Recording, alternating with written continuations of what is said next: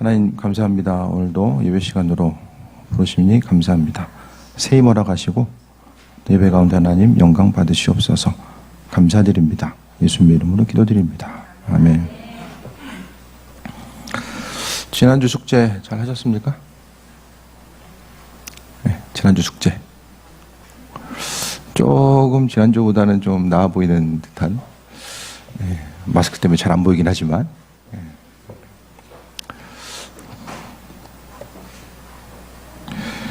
항상 인생을 산다라는 것은 변수와 맞닥뜨리잖아요. 다양한 변수들. 이 계획했던 것들이 그대로 이루어지는 것도 많이 있지만 그대로 이루어지지 않는 일들도 정말 많이 있거든요. 어떤 변수로 다가온다라는 것, 어려움으로 다가온다라는 것은 내가 계획했던 것과 또 내가 처리할 수 있는 이 범주를 넘어서기 때문에 또 다가오는 수많은 일들이 아닐까라는 생각을 해보게 됩니다. 순간순간 우리의 삶은 항상 어떤 어려움이 있다라고 할지라도 하나님은 우리의 삶의 여정 가운데 행하신 일들을 통해 보면 그 일들을 환난과 어려움을 해결하시던가 아니면은 그 일들을 감당할 수 있는 힘과 능력, 때로는 버틸 수 있고 기다릴 수 있는 그 능력을 허락해 주시든가, 이 둘 중에 한 가지를 하나님은 하나님의 방법대로 이루시고 인도하신다라는 사실을 또한 발견하게 됩니다. 삶의 순간순간 성경 가운데서 기쁘고 행복한 삶 계속해서 말씀드리는데, 요즘 좀 생각을 해봤어요. 제가 인생 기쁘게 살아야 된다. 그래서 그것의 출발점은 뭐 다른 것보다는 내가 내 인생 어떻게 좀 기쁘게 살 수 있을까, 요걸 좀 고민하다 보니까 하나하나 이 방법들에 대해서 좀 생각해 보게 되고, 그 기쁨과 평강함을 저뿐만 아니라 함께 교회 공동체에서 함께하고 있는 모든 이들이 함께 누렸으면 좋겠다라는 그 마음의 생각이 있었기 때문에 지금 계속해서 그쪽 방향으로 삶에 있어서 기쁨과 소망함, 그 부분을 계속 강조하고 있는 것 같아요. 그렇게 하다 보니까 목회에 있어서 여러 가지 이제 그 방향성들이 나눠져요. 교회가 다 동일한 교회처럼 보여도 이 중심을 두는 것들이 좀 다르게 나타나는 경우도 많이 있거든요. 이게 이제 특수 목회일 수도 있고 약간 전문적인 목회일 수도 있겠는데, 어떤 뭐 국내 복지 쪽에 좀 더 중심을 둔다든가, 아니면 해외 선교 쪽에 중심을 둔다든가, 아니면은 뭐 교육 사업 쪽에 중심을 둔다든가, 다 정점은 그리스도 예수 주님을 나타내는 것인데 다 이제 방향성이 다르게 나타나거든요. 근데 그 중에 한 줄기 자체가 이제 치유 목회예요. 치유. 전인 치유일 수도 있고, 또 가정의 이제 그 행복, 뭐 하이 패밀리 같은 그런 단체들, 그 여러 가지에서 가정이 회복돼야지만이 개인이 회복되고 또 나라가 회복되고, 이런 치유 회복을 이야기하는데, 그 치유와 회복의 방법에 있어서 보게 되면 뭐 여러 가지 방법들이 있어요. 어떤 상담일 수도 있고, 또 공동체 활동과 어떤 프로그램에 의해서 이루어질 수도 있고, 여러 가지 다양한 그 치유와 회복. 왜냐하면 사람들의 마음과 생각 자체가 정말로 많은 부분 닫혀 있고, 또 환경 때문에 어려움 당하는 것들, 그러니까 여러 가지 다양한 이유가 있겠지만은 그 어려움 이유 자체가 뭐 환경은 다르겠지만은 계속해서 다가왔을 때에 그 순간은 지나간 것 같아도 마음속에 계속 쌓이면 이게 내상을 입는 거예요. 나도 모르는 이 내적인 충격과 내상이 계속해서 쌓이게 되고, 어느 순간 이게 폭발하게 되면 이게 심각한 우울증으로 가거나 여러 가지 고난과 어려움으로 다가오게 되는 거죠. 그래서 그 치유의 방법 가운데 여러 가지가 있겠지만은 저는 상담이 오래 걸립니다. 생각보다 정말 오래 걸려요. 어떤 그 공동체의 프로그램을 통해서 갈 수 있는 것도 시스템이 많이 또 구비가 되어야 되는 부분도 있고요. 그래서 그 치유 부분을 생각했을 때에 심령이 치유돼야지만이 또 마음의 기쁨도 있잖아요. 마음은 상처받고 힘들어하는데 그 안에서 그냥 인생 기쁘게 살자 해봤자 그냥 포장하는 것밖에 안 됩니다. 기본적으로 하나님께서 우리의 마음과 생각을 지키시고 인도하시고 치유하심이 먼저 선행되어야지만이 그 안에서의 기쁨과 소망감도 가지고 있는 것이고, 또 외부의 충격 앞에서도 그 내상이 치료되게 되면 얼마든지 버틸 수 있는 힘과 능력이 구비되게 됩니다. 그것이 하나님께서 허락하신 은혜이기 때문에, 그러니까 기도함을 통해서 하나님께서 내 마음을 치료하시고 인도하시고 인생에 대한 가치, 하나님이 우리의 마음을 치유하시고 인도하심에 대해서 경험하는 거죠. 그래서 이 목회 자체가 지금 어떤 심령의 치유 부분에 또 삶에 있어서 행복 부분이 이 많은 부분 지금 정점에 있어서 치유와 회복, 전인 치유 뭐 이런 쪽으로 좀 중심을 두고 가지 않나 그런 생각을 하게 되는데 이게 왜 이렇게 갈까라는 생각했을 때 하나님은 그냥 우리를 사용하시는 것이 아니라 엘리야가 힘들어하고 있을 때 하나님께서는 만나주시고 인도하셔서 누워있을 때 하나님께서 먹여주시잖아요. 먹여주시고 그에게 다시 한번 사명을 감당할 수 있도록 은혜로 베풀어 주신 다음에 그로 하여금 다시 사용하시는 모습을 보게 됩니다. 그러니까 우리가 여러 가지 환경과 어려움에 있어서 고난 속에 있는 이들이 기도함을 통해서 이제 제자리를 찾아가는 거예요. 하나님께서 처음에 보시기에 좋았다라고 말씀하신 그 창조 질서 가운데서 우리가 먼저 회복이 돼야 되고 그 이후의 삶의 여정 가운데 하나님께서 허락하시는 은혜 가운데 누리는 온전한 삶을 살아갈 수 있게 된다라는 것을 말씀하고 있습니다. 그래서 우리가 오늘 본문 가운데서도 볼 수 있는 것은 선한 목자 대신 하나님의 인도하심과 예비하심에 대해서 보게 됩니다. 성경에서 하나님과 동행했다고 하는 표현들, 구체적으로 동행이란 표현 자체는 많이 나오지 않지만은 그 동행에 있어서의 핵심적인 사람이 바로 에녹이죠. 에녹은 그의 삶을 통해서 하나님과 동행했다라는 표현이 나오게 됩니다. 그런데 동행과 비슷한 어원을 가지고 있는 성경의 단어들이 수백 단어가 넘더라고요. 찾아봤더니. 특히 이제 그 구약 성경의 많은 부분이 넓게 포진되어 있어요. 하나님과 동행했다라는 거. 함께 살아가고 교제하고 동행했다는 얘기가 계속해서 나오게 되는데 믿음 생활함에 있어서의 심령 가운데 어떤 상처가 치유되고 나아가는 그런 과정들 세상에 상처 없는 사람이 없어요. 인생을 우리가 지금까지 살아오면서 모든 환경이 완벽하게 세팅돼서 살아온 사람이 누가 있겠습니까? 그 어려움과 고난의 시기 가운데 나도 모르는 어려움이 있을 텐데 그 가운데서 하나님은 그 심령 가운데 함께 하시고 인도하시는데 하나님과 함께하는 삶의 모습 자체를 동행이라는 말로 표현할 수 있고 또 에녹과 더불어서 성경 가운데 정말 하나님의 인도하심 가운데 동행한 사람이 누굴까를 봤을 때에 이 다윗이 아닌가를 생각해 보게 된 거예요. 그래서 다윗의 삶을 통해 보게 되면 롤러코스터죠. 저점과 고점이 항상 분명하게 나눴던 사람이 다윗의 모습입니다. 형제들 수에 잘 끼지도 못했었던 다윗, 그것부터 출발해서 나중에는 이스라엘에 있어서의 그 왕국을 이루었었던 이스라엘의 통일 왕국을 이루었었던 그 한 사람, 다윗 왕, 위대한 왕으로서 지금도 이야기 되잖아요. 그 다윗 왕은 항상 하나님과 교제하고자 했던 이 모습 자체를 이야기하고 있고 그 교제의 모습이 시편을 통해서 많은 부분 나와 있는 거예요. 그래서 삶의 순간순간이 지난 한 주간이 다 어떠셨는지 모르겠어요. 각자의 삶의 여정 가운데 그냥 똑같은 삶을 사는 일도 있을 것이고 좀 더 다른 삶을 사는 일도 있을 텐데 중요한 것은 그 하루하루의 삶의 모습이 하나님 보시기에 합한 자로서 동행하는 삶. 내 인생 가운데서 하나님의 자리가 어땠었고, 그러니까 동행함이 있어야지만이 우리가 계속해서 공급받아요. 그러니까 삶에 있어서의 사람이 한 번 마음 먹고 계획한다고 그대로 살 수 있는 게 아니잖아요. 동행함을 통해서 내가 궁금한 거 하나님께 묻고자 하고 하나님께서 우리의 마음의 감동으로 은혜 주시고 인도하시고 함께 하심을 날마다 경험해야지만이 그것을 통해서 소망이 넘치는 영육 간의 강건함을 누리는 삶을 살게 됩니다. 삶의 모습 자체가 하나님은 우리와 동행하길 원하시고 인도하시는데 오늘 다윗은 여호와는 나의 목자시니 내게 부족함이 없으리로다라고 이야기합니다. 왕이기 때문에 내가 왕이라서 부족함이 없다. 다윗은 왕 되고 나서 더 고생해요.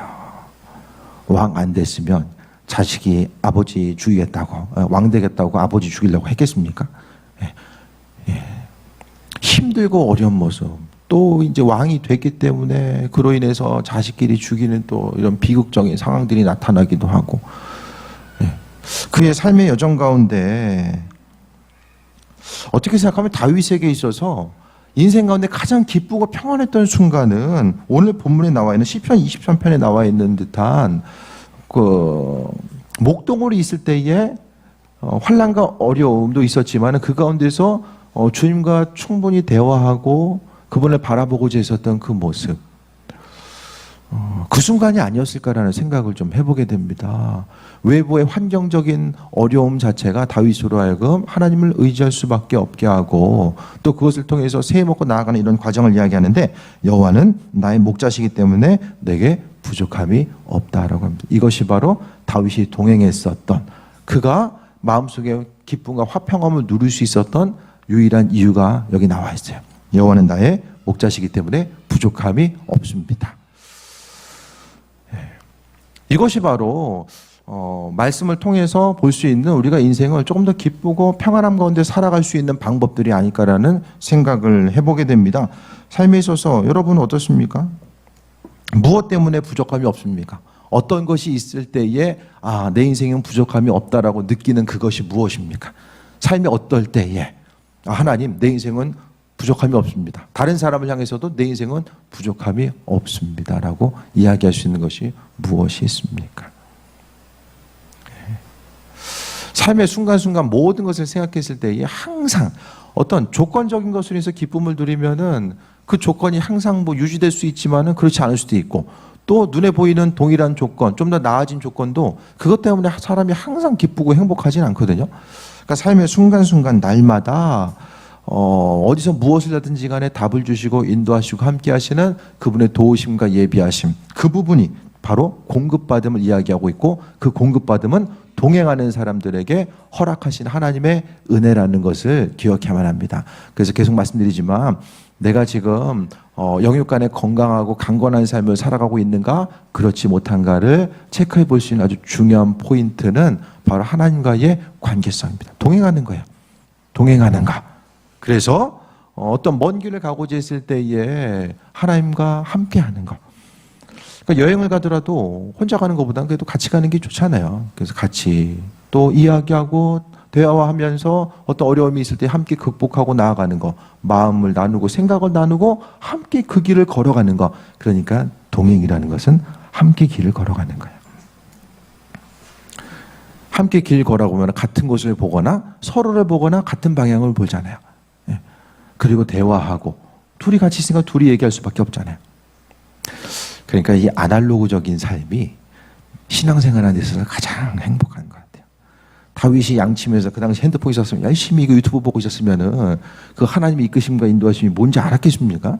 할 게 없는 거예요. 하늘을 바라보거나 자연을 바라보면서 항상 창조주 하나님을 기억할 수밖에 없는 거죠. 그러니까 이제 지금도 전통 유대인들은 투지폰 쓰는 거예요. 말하고 문자만 되는 것만 지금도 그들이 이제 하나님과의 관계성 가운데 방해받지 않기 위해서 약간 좀 구시대적인 삶을 살아가지만은 그것을 통해서 또 하나님의 능력을 경험하고 살아가는 거죠.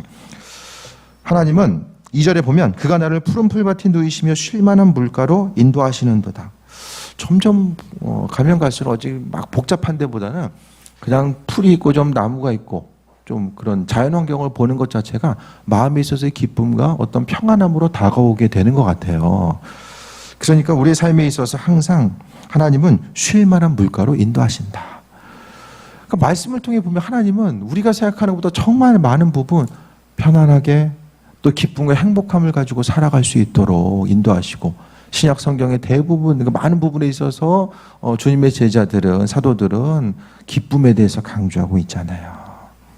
그러니까 하나님이 우리의 삶이 기쁨과 행복함으로 날마다 펼쳐지길 원하신다라는 사실을 강조하고 있는 것으로 보여지게 됩니다. 그러면서 3절에 내 영혼을 소생시키시고 자기 이름을 위하여 의의 길로 인도하시는도다. 하나님은 우리의 영을 소생시키시고 자기 이름을 위해서 우리를 의의 길로 세워주신다. 이 시간 복의 개념에 대해서, 행복의 개념에 대해서, 축복의 개념에 대해서 우리는 분명하게 다시 한번 정립해야 됩니다. 세상적인 축복은 그 사람이 잘 되는 게 복이에요. 그 사람이 잘 되는 거. 그 한 사람 한 사람이 복을 누리고 어떤 물질적인 축복이라든지 물적인 복이라든지 어떤 그 육신적인 것들 또 누릴 수 있는 거. 그 한 사람이 잘 되는 게 복인데요. 성경에서의 복은 그게 아니에요. 그 사람 주변에 있는 사람이 잘 되는 게 성경은 축복이다라고 이야기하고 있어요. 복의 개념을 다시 한번 정립하시길 바랍니다. 그러니까 대부분에 있어서 복음 전하라고 하면은 내가 좀 가진 것도 있고 자녀들도 조금 더 잘 되고 모든 것이 좀 넉넉하게 소유해야지만이 그것이 그 주변 사람들에게도 좀 잘 되는 복으로서 나타난다. 물론 그것도 일리가 있는 이야기지만 좀 더 근본적으로 들어가게 되면 내 삶을 통해서 내가 내 삶의 형편이 어떠하든지 간에 하나님께서 나를 사용하셔서 내 주변 사람들이 복을 누릴 수 있도록 그 대표적인 이스라엘 민족에 있어서의 믿음의 시작, 구체적인 이스라엘 민족들의 믿음의 시작은 아브라함으로부터 출발하잖아요. 그러니까 아브라함이 축복하시면서 하나님은 너를 통해서 주변 민족들이 복을 얻고 강성하게 될 거야. 그것에 대해서 강조하셨거든요. 이것이 바로 너에게 복이 될 거야. 다시 말하면 자녀들을 향한 축복 자체, 내 후손들이 바다의 모래와 성경에 정말 셀 수 없는 많은 숫자를 이야기할 때는 바다의 모래를 쓰더라고요. 그걸 생각했을 때 하나님이 이런 것을 주는 것은 너 분명히 알아야 돼. 다른 사람들에게 유익을 끼치기 위해서 이걸 주는 거야 라고 이야기하고 있어요. 그러니까 하나님이 여기서 자기 의를 위해서 그 내용을 수신시키시고 자기 이름을 위해서 의의 길로 인도하신다. 하나님의 이름이 높임받는 것은 우리가 단순히 힘들고 어려운 상황 가운데서도 넘어지지 않고 어떤 일을 잘 감당한다고 해서 하나님의 이름이 높여지는 것이 아니라 그것은 아주 단편적인 부분이고 더 풍성한 것은 우리가 세워져서 다른 사람들 향해서 흘려보냈을 때에 또 그들이 나를 통해서 그러니까 우리는 하나의 우물의 역할이죠. 다른 사람들에게 계속해서 퍼줄 수 있는 거. 그런데 그 우물은 마르지 않을 수밖에 없어요. 왜? 하나님께서 주관하시기 때문에. 그래서 지난주에도 말씀드렸던 것처럼 성경에 제물에 관한 대략 3,000구절 중에서 1,500구절이 도와줘라, 나눠라, 섬겨라, 주변 사람 바라봐라. 그러니까 이 시대 가운데서 그 신앙생활 자체가 이제 집에서만 예배드리는 분들 있잖아요. 교회 가서 이제 상처받아가지고 그거 자체가 스스로의 신앙을 어떻게 지킬 수 있을지 모르겠지만 정상적인 신앙생활이 불가능한 이유가 뭐냐면은 관계를 벗어나서는 하나님의 축복을 누릴 수 있는 것들이 한계가 있고 우리에게 맡겨주신 사명을 감당할 수가 없다라는 거예요. 그렇기 때문에 이 관계를 통해서 계속 강조드리지만은 자기 이름을 위해서 의의 길로 인도하신다라는 것은 환난과 어려움이 있을 때 하나님은 우리와 동행하시고 교제하시고 새 힘을 허락하셔서 내 주변에 있는 사람들이 내가 있음으로 인해서 더 빛나는 온전한 삶을 살아갈 수 있도록 인도하시는 거예요. 내가 있기 때문에 썰렁했던 분위기가 예를 들어서 내가 감으로 인해서 뭔가 이 공기가 달라지게 되고 또 고난 가운데 있는 이들이 나로 인해서 기쁨과 소망함을 가지고 살아갈 수 있는 것. 그러니까 하나님이 내게 새 힘을 허락하시고 인도하시고 함께 하시는 것. 그러니까 동행하시고 내게 기쁨과 평안함을 함께 하시는 것은 내가 기뻐야지만이. 그러니까 여러분은 오늘 이제 교회 마치고 나서 각각의 삶의 여정 가운데 터전으로 흩어졌을 때에 그곳에서 또 하나의 광염교회의 공동체, 그러니까 교회의 이름으로 그곳에 서 있는 것이고 제가 여러분을 향해서 하나님과 교제함과 동행함이 무엇인지를 나눠드리고 주의 말씀을 전했던 것처럼 그와 같은 역할을 각각이 있는 그곳에서 동일한 역할. 그러니까 쉽게 말하면 기지국이죠. 기지국. 1번 기지국, 2번 기지국 다 해서 퍼지는 거예요. 그래서 하나님의 말씀이 전파가 왔을 때에 퍼뜨리는 거죠. 힘들고 어려운 시대 가운데 내 한 몸 어떻게 버티고 살 수 있을까? 나 한 몸 어떻게 넘어지지 않고 잘 살 수 있을까? 이거를 고민하는 게 신앙인들의 삶이 아니라 하나님은 시대와 형편, 심지어 전쟁 중에 있다라고 할지라도 하나님의 사람들을 선택하셔서 인도하셔서 그 일들을 감당할 수 있도록 베푸시는 거예요. 그러니까 계속해서 물을 퍼내다 보면 마르지 않은 조금 더 깨끗한 물이 솟아나게 되고 퍼주고 퍼질수록 하나님께서는 근데 하나님도 보시면 남들 열심히 퍼주고 있는데 있어야 퍼줄 거 아니에요. 그러니까 하나님은 주실 수밖에 없는 거예요. 마음의 기쁨과 평안함. 나는 맨날 힘들고 어렵고 마음에 기쁨이 없는 다른 사람들한테 기뻐야 됩니다. 그게 될 수가 없잖아요. 그러니까 하나님은 항상 어디서 무엇이든지 간에 그의 이름을 위해서 그의 이름은 나뿐만 아니라 이 관계와 공동체를 통해서 그분의 이름은 드러날 수밖에 없다는 거예요. 4절에 내가 사망의 음침한 골짜기로 다닐지라도 해를 두려워하지 않을 것은 주께서 나와 함께 하심이라. 주의 지팡이의 막대가 나를 안위하시나이다. 어디에 있든지 전쟁 중에 있든지 뭐 남들이 내일 죽는다라고 얘기한다고 할지라도 마음속에 두려움이 없는 것은 주께서 나와 함께한다. 주님은 어떤 사람과 함께합니까? 주님이 함께한 사람. 함께함을 믿는 사람과 함께합니다. 아주 단순해요.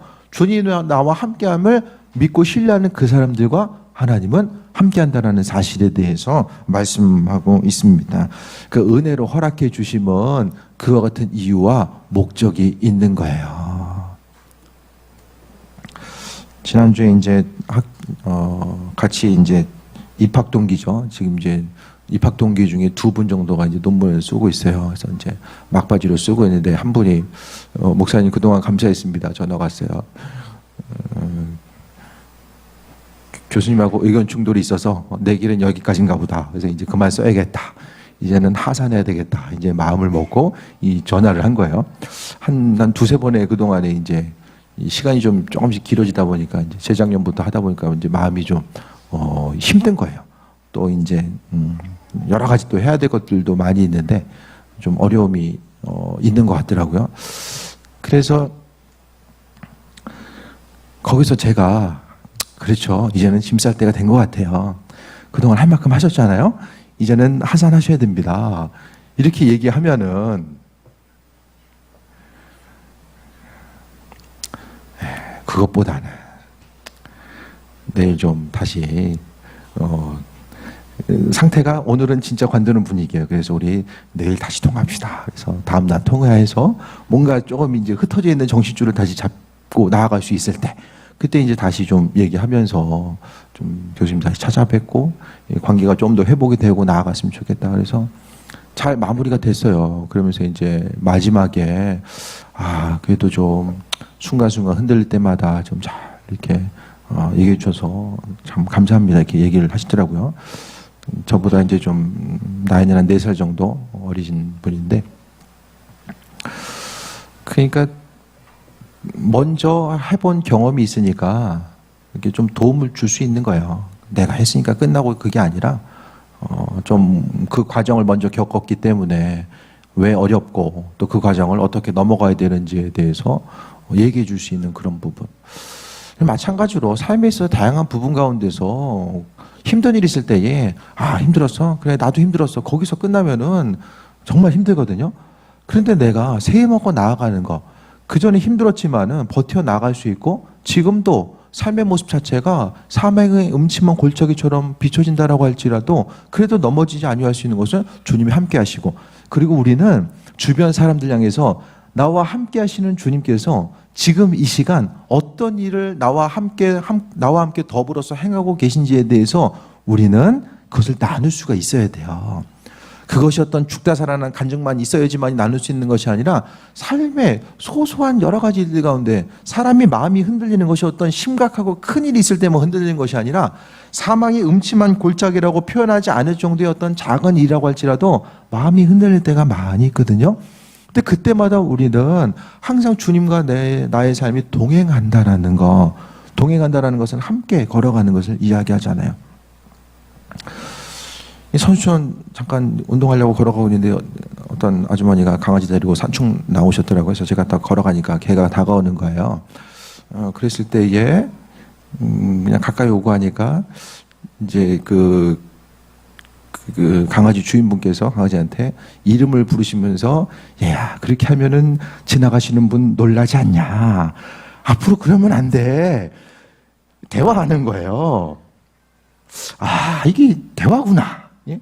둘이서 뭐 구체적으로 알아듣는지는 잘 모르겠어요. 훈련을 통해서 이거 얘기하는 걸 다 이제 그 강아지 알아듣는지 모르겠지만은 아주 친밀하게 어떤 사람 옆에 있는 것처럼 이렇게 얘기를 하시더라고요. 그래서 이거 주님과 동행도 비유가 적절할지 모르겠지만은 함께 하는 이 동의감 자체가 저런 게 아닐까라는 생각을 잠깐 했어요.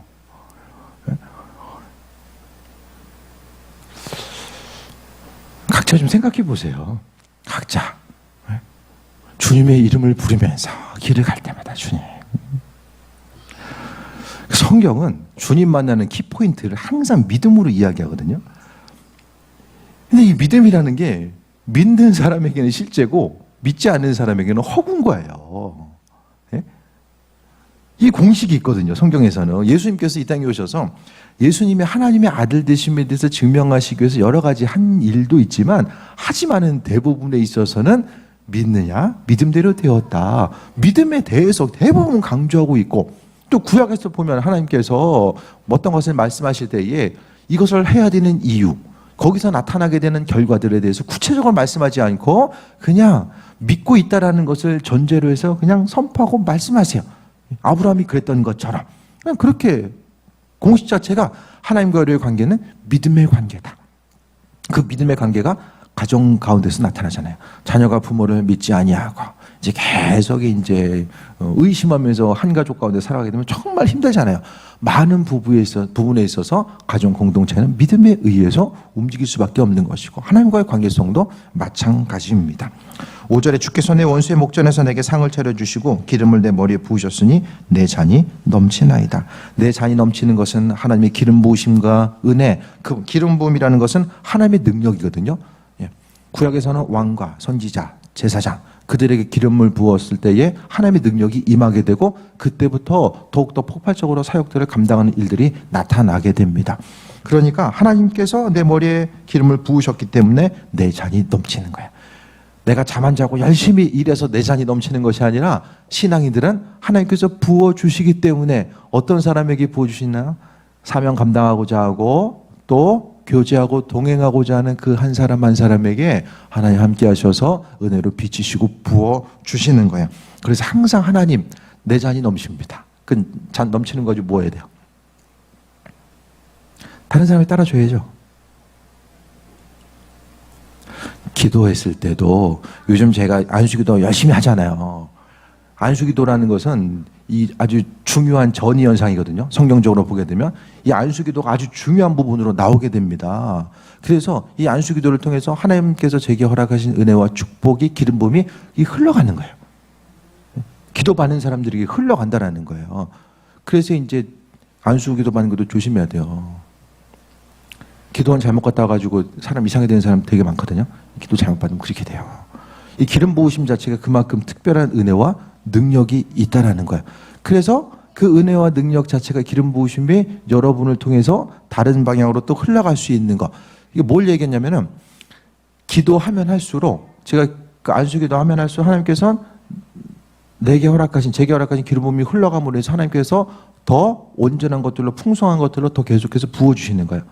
그러니까 나누면 나눌수록 풍성해짐의 원리가 이런 이 안수 사역 가운데서도 나타나게 된다는 거예요. 그러니까 여러분 안에 있는 것도 마찬가지예요. 내가 무엇을 많이 할 수 있고 적게 할 수 있고 그게 중요한 것이 아니라 내가 가지고 있는 것들을 나누고 흘려보내는 삶을 통해서 그것이 무엇이 됐든지 간에 그것을 통해서 하나님께서는 우리의 삶을 더욱더 풍성함으로 이끄시고 인도하신다는 것을 말씀하고 있습니다. 6절에 내 평생의 선하심과 인자하심이 반드시 나를 따르리니 하나님의 선하심과 인자하심이죠. 그 평생에 하나님의 선하심과 인자하심이 나와 함께함을 이야기하고 있고 내가 여호와의 집에 영원히 살리로다라고 말합니다. 성경에서 하나님과 동행하는 거, 교제하는 거, 마음의 기쁨과 평안함을 이야기했을 때에 시편 23편이 거의 최고의 위치, 시편의 백미. 성경 가운데서도 어떤 치열한 삶의 현장에 나오는 것이 아니라 맞죠? 여기 23장도 눈에 보이는 사정과 형편은 이렇게 평안하진 않아요, 사실. 사망의 음침한 골짜기라고 표현하는 것들, 해를 두려워하지 않는다는 것을 보게 되면 그냥 밖에서 그냥 잔디밭에 펼쳐져가지고 누워서 하늘을 바라보는 그 상황은 아니라는 거예요. 환난과 어려움은 있지만 나 자신의 삶의 여정 가운데 그러니까 오늘 본문 가운데 이제 다윗을 통해 보게 되면 하나님의 선하심과 인도하심, 그분의 도우심과 인도하심, 그분이 기름 부어 주심, 이 모든 것들을 통해서 환경은 보는 것은 어려움을 보고 있지만 자신의 삶의 마음에는 정말로 풍성한 기쁨과 평안함이 넘치고 있다는 것을 이야기하고 있습니다.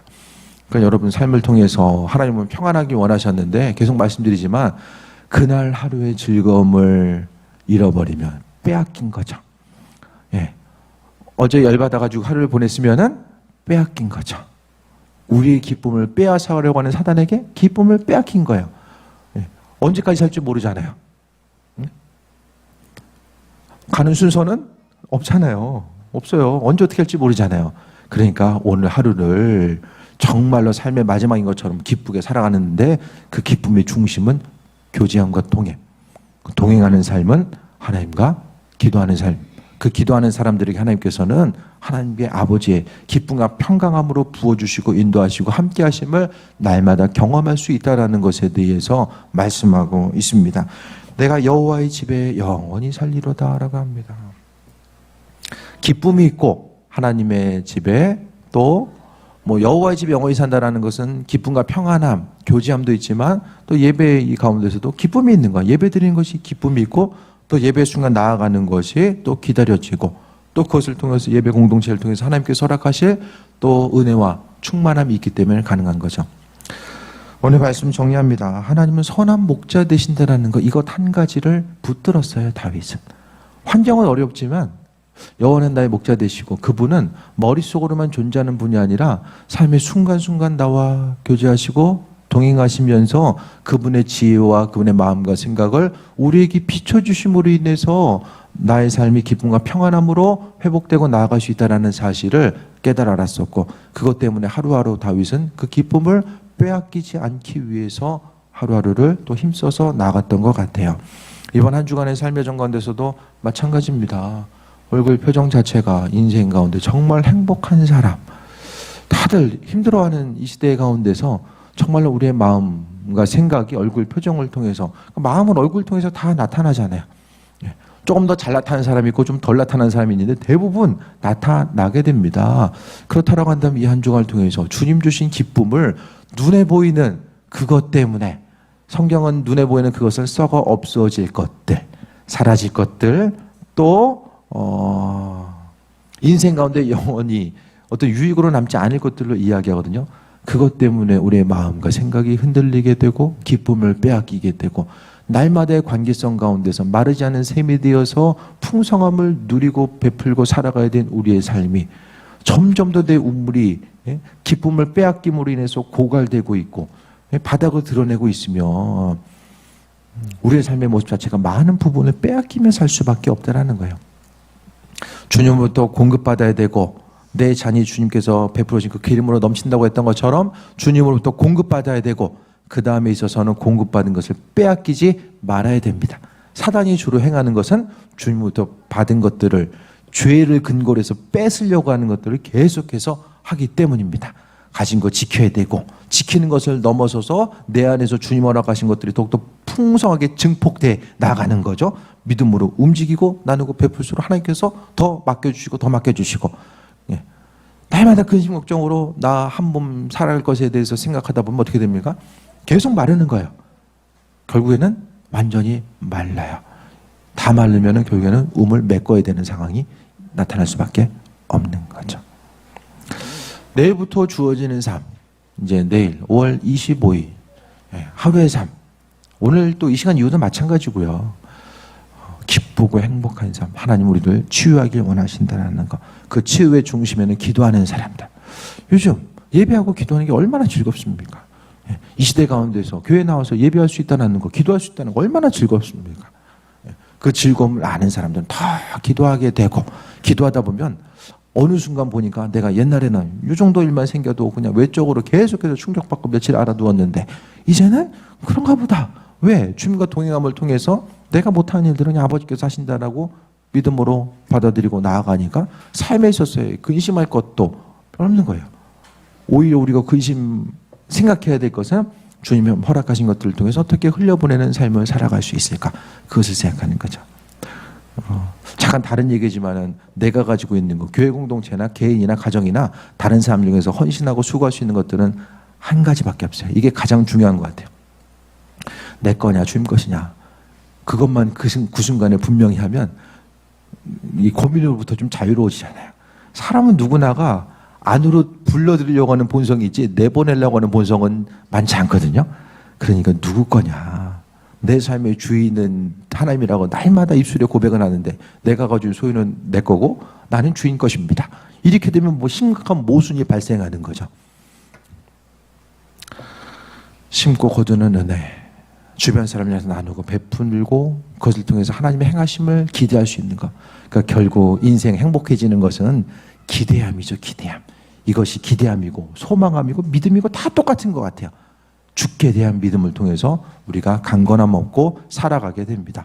모든 일들 가운데 은혜로 도와주시는 그 하나님의 사랑과 인도하심 바라보며 이번 한 주간도 한번 적용해 보세요. 적용해 보시고 내 인생 자체가 지금 오늘 시편 23편의 말씀을 기억하면서 쉴 만한 물가가 될 수 있는 것은 바로 하나님과 함께하기 때문에 그 순간이 쉴 만한 물가가 되는 것이고, 직장 가운데서 일터 가운데서 치열하게 또 생각하고 또 부딪혀야 되는 그런 상황 가운데서도 그것이 쉴 만한 물가가 될 수 있는 것은 바로 주님께서 나와 동행하시기 때문입니다. 아무리 교회 공동체라고 할지라도 그분과의 동행함이 없으면 세상 어느 장소와 다를 바가 없다라는 거예요. 주님의 인도하심과 예배하심 다시 한번 기억하며 믿음으로 승리하는 삶이 되길 바라고, 또 하나님은 많은 부분, 우리 생각보다 정말로 많은 부분 승리하기 원하시고 주님께서는 동행하기 원하신다라는 그 사실 기억하며 새해 먹고 나아가는 또 귀한 한 주간 되시길 축원드립니다. 주신 말씀 기억하면서 또 기도하겠습니다. 주님의 은혜에 감사드립니다. 아버지 하나님, 날마다의 삶의 순간순간 보여지는 것만 바라보면 기쁨과 소망함보다는 또 마음의 어려움의 요소로 다가올 때가 많이 있습니다. 하지만 오늘 시편 23편을 통해서 보았던 다윗의 마음, 그 사망의 음침한 골짜기 같은 이 환경적인 어려움이 있었지만 그래도 해를 두려워하지 아니할 수 있었던 것은 주님께서 함께 하시는 것, 그것 때문에 그가 어려움 가운데 승리하는 삶을 살 수 있었고, 또 하나님께서 허락하신 은혜와 평강함을 기대하는 삶을 살아갈 수 있었음을 발견하게 됩니다. 아버지 하나님, 세상에서의 삶이 너무 짧습니다. 아버지 하나님, 정확한 것도 없고 또 삶의 계획대로 되지 않은 부분들도 많이 있습니다. 하지만 눈에 보이는 환경이 어떠하든지 간에 그것과는 상관없이 오늘 하루 하나님께서 허락하신 그 기쁨을 빼앗기지 아니할 수 있는 것은 주께서 나와 함께 하시기 때문입니다. 아버지 하나님, 예배 가운데 참여한 모든 이들 기쁨과 소망함이 회복되게 하시고 세상 가운데 눌려있는 모든 것들이 이 시간 회복되고 치유되길 원합니다. 아버지 하나님, 우리 한 사람 한 사람 기억하시고 인도하여 주시며 아버지의 풍성한 것으로 채워주셔서 날마다 의의 길로 복된 길로만 나아갈 수 있도록 주님 인도하여 주옵소서. 삶의 모든 것이 다 하나님 베풀어 주신 은혜입니다. 주님께서 주신 모든 것들을 바라볼 때마다 아버지 하나님 주를 향해서 감사하게 하시고, 기도하는 이들 이 한 주간도 하나님 축복하시고 부어주셔서 아버지 하나님 그리스도 예수 증거하는 삶으로 인도하여 주옵소서. 하나님께서는 하나님 안에 있는 풍성함을 우리에게 주시길 원하시고, 또 그것을 통해서 우리가 세상에 나가서 증인된 삶을 살기를 원하셨는데, 아버지 하나님 우리 한 사람 한 사람 기억하여 주시고 인도하여 주시며 믿음으로 살게 하여 주옵소서. 보이는 대로만 반응하지 않게 하시고 믿음으로 살아가며 하나님의 선하신 일꾼으로서의 온전한 삶을 살기 원하오니 아버지 하나님 영광 받으시옵소서. 인생을 살아가는 것이 참 기쁜 일이고 하루하루 삶의 여정이 아버지 하나님이여 행복이 있습니다. 그 이유는 그리스도 예수 주님 때문입니다. 이 한 주간도 강건함으로 지켜주시고 인도하옵소서.